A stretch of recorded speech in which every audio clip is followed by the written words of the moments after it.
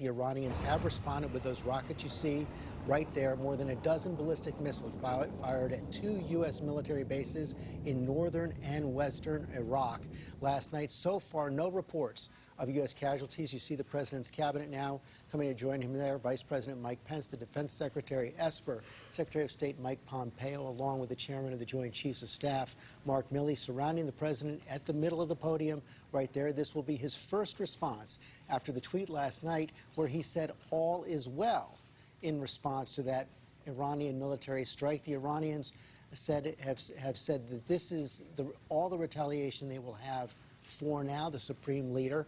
They also claim there were dozens of U.S. military casualties in the strike, but as we've said, the Pentagon has said no American casualties in their initial damage assessments. Last week, President Trump ordered that drone strike, saying that General Soleimani was planning an imminent attack against the United States. That is coming in for some question on Capitol Hill, as the intelligence has not been released. But so far, at least, we've seen the Iranian retaliation right now, missile strikes which have caused no American casualties. The big question right now, will the president choose to escalate his response or take this as an opportunity to calm the crisis down? The Iranians in their first messages said that is what they want. The president is responding now.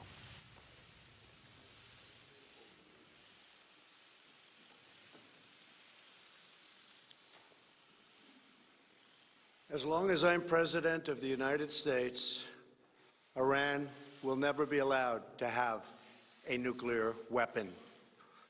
Good morning. I'm pleased to inform you the American people should be extremely grateful and happy. No Americans were harmed in last night's attack by the Iranian regime. We suffered no casualties. All of our soldiers are safe, and only minimal damage was sustained at our military bases. Our great American forces are prepared for anything. Iran appears to be standing down, which is a good thing for all parties concerned and a very good thing for the world. No American or Iraqi lives were lost because of the precautions taken, the dispersal of forces, and an early warning system that worked very well. I salute the incredible skill and courage of America's men and women in uniform. For far too long, all the way back to 1979 to be exact, nations have tolerated Iran's destructive and destabilizing behavior in the Middle East and beyond. Those days are over. Iran has been the leading sponsor of terrorism, and their pursuit of nuclear weapons threatens the civilized world. We will never let that happen. Last week, we took decisive action to stop a ruthless terrorist from threatening American lives. At my direction, the United States military eliminated the world's top terrorist, Qasem Soleimani. As the head of the Quds Force, Soleimani was personally responsible for some of the absolutely worst atrocities. He trained terrorist armies, including Hezbollah, launching terrorist strikes against civilian targets. He fueled bloody civil wars all across the region. He viciously wounded and murdered thousands of U.S. troops, including the planting of roadside bombs that maim and dismember their victims. Soleimani directed the recent attacks on U.S. personnel in Iraq that badly wounded 4 service members and killed 1 American, and he orchestrated the violent assault on the U.S. Embassy in Baghdad. In recent days, he was planning new attacks on American targets, but we stopped him. Soleimani's hands were drenched in both American and Iranian blood.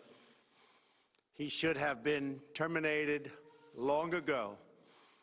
By removing Soleimani, we have sent a powerful message to terrorists, If you value your own life, you will not threaten the lives of our people. As we continue to evaluate options in response to Iranian aggression, the United States will immediately impose additional punishing economic sanctions on the Iranian regime. These powerful sanctions will remain until Iran changes its behavior. In recent months alone, Iran has seized ships in international waters, fired an unprovoked strike on Saudi Arabia, and shot down 2 U.S. drones. Iran's hostilities substantially increased after the foolish Iran nuclear deal was signed in 2013, and they were given $150 billion, not to mention $1.8 billion in cash. Instead of saying thank you to the United States, they chanted death to America. In fact, they chanted death to America the day the agreement was signed. Then Iran went on a terror spree, funded by the money from the deal, and created hell in Yemen, Syria, Lebanon, Afghanistan, and Iraq. The missiles fired last night at us and our allies were paid for with the funds made available by the last administration.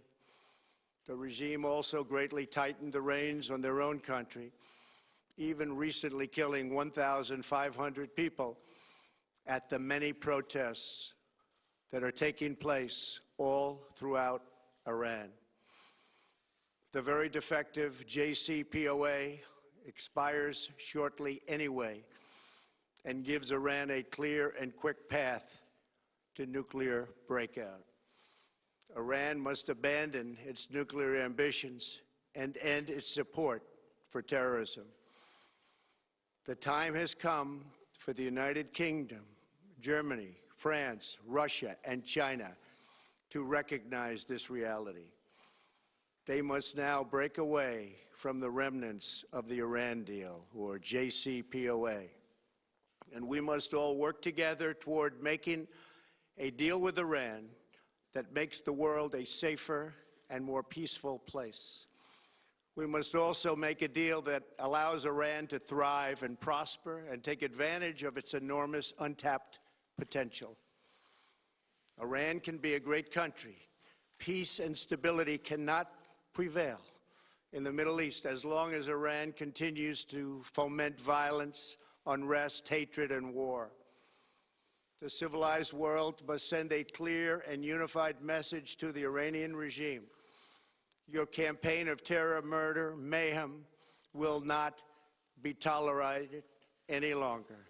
It will not be allowed to go forward. Today, I am going to ask NATO to become much more involved in the Middle East process. Over the last 3 years, under my leadership, our economy is stronger than ever before, and America has achieved energy independence. These historic accomplishments change our strategic priorities. These are accomplishments that nobody thought were possible. And options in the Middle East became available. We are now the #1 producer of oil and natural gas anywhere in the world. We are independent, and we do not need Middle East oil. The American military has been completely rebuilt under my administration at a cost of $2.5 trillion. U.S. armed forces are stronger than ever before. Our missiles are big, powerful, accurate, lethal, and fast. Under construction are many hypersonic missiles. The fact that we have this great military and equipment, however, does not mean we have to use it. We do not want to use it. American strength, both military and economic, is the best deterrent.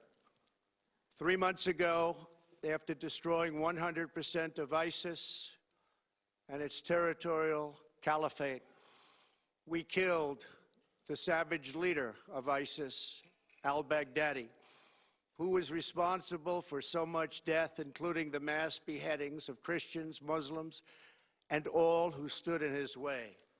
He was a monster. Al-Baghdadi was trying again to rebuild the ISIS caliphate and failed. Tens of thousands of ISIS fighters have been killed or captured during my administration. ISIS is a natural enemy of Iran. The destruction of ISIS is good for Iran, and we should work together on this and other shared priorities. Finally, to the people and leaders of Iran, we want you to have a future, and a great future, one that you deserve, one of prosperity at home and harmony with the nations of the world. The United States is ready to embrace peace with all who seek it. I want to thank you, and God bless America. Thank you very much. Thank you. Thank you. President Trump right there with his response to the Iranian counterattack against U.S. military bases last night, saying that Iran is standing down. Iran appears to be standing down. That is the message from President Trump after announcing that Americans should be grateful that no Americans were harmed in the attack. There were no casualties and minimal damage at the U.S. military bases, according to President Trump. The president also, though, had some strong words for Iran, saying Iran will never be allowed to have a nuclear weapon on his watch, also announcing that he will be imposing tough new sanctions on Iran, but not announcing any new military action that might escalate this crisis with Iran. I want to go to Ian Pannell, our senior foreign correspondent in Erbil, where one of the U.S. military bases was struck last night. The president confirming there no casualties, also saying that the early warning system that had been put in place seemed to work. As you've been reporting all morning long, the Iraqis were given a heads up by the Iranians. Yeah, that's right. I think some people say, when is an attack not an attack? Now, that's not to minimize what happened and the gravity of it, but the fact that there were no U.S. casualties, no coalition casualties, and no Iraqi casualties is pretty remarkable given the scale of the attack. And ABC is now reporting that there were a number of short and medium-range missiles that were fired from multiple locations in Iran at these two sites in Iraq. So it's remarkable that no one was injured. We also know that U.S. troops were down in the bunker when those missiles were fired. Now, the Iraqi Prime Minister's office confirming to ABC News that they were given a call just after midnight local time by the Iranians to tell them that there was some form of attack coming. They didn't say where, they didn't say what particular sites, and they didn't say when. Now, we've asked repeatedly of the Iraqis, and also we've asked the Americans whether or not they communicated with each other about this threat. One presumes that they did, but neither side is willing to say so because potentially it compromises them. I think this was pretty conciliatory. I think many people would be pleased with this. The question now, I think, for us on the ground is how do the Iraqi militias respond? Remember, it was their actions in the first place, Kataib Hezbollah in particular, who fired those rockets at the U.S. base. It killed the U.S. contractor, that started to lead to this escalation. And we're certainly hearing from the leader of one of those organizations that is prescribed by the United States as a terrorist organization this evening. They're saying that the Iranians have had their turn. Now it's time for the Iraqi militias to respond. That may harm this conciliatory message. We will be watching that. Of course, we're also going to be watching Iran. Our chief global affairs anchor, Martha Raddatz, in Tehran right now. And Martha, it does seem to be some delicate choreography here. The president saying the Iranians appear to be standing down. The foreign minister earlier today said that the Iranians had concluded their attack. So they're also, we're seeing conciliatory moves on both sides wrapped up in some pretty harsh rhetoric. Exactly, George. Iran really walked a fine line here. We saw all week the emotion in this country for the loss of Soleimani, millions taking to the streets and shouting for revenge.